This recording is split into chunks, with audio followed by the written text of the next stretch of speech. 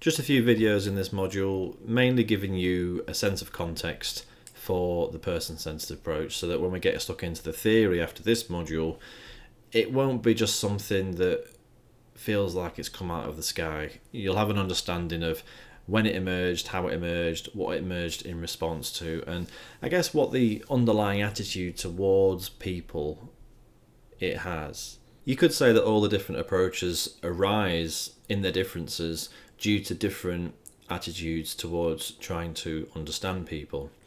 This quote comes to mind for me. It really stuck out in a book I read a while back on narrative therapy. Human reality cannot be tied down.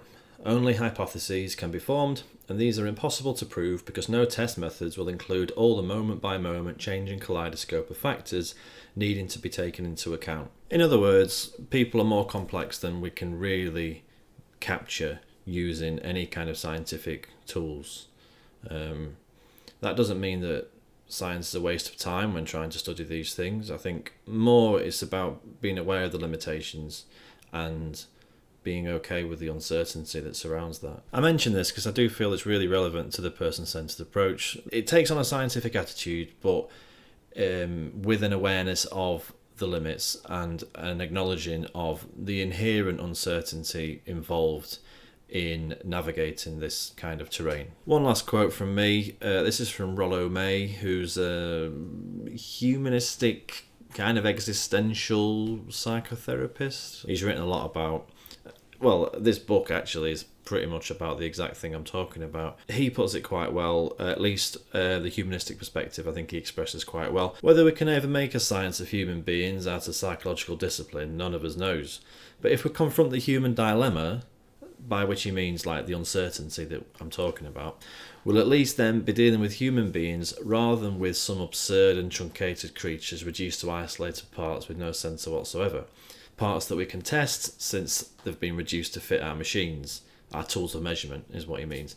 It'll mean giving up some of our own power needs and clarifying our needs to control.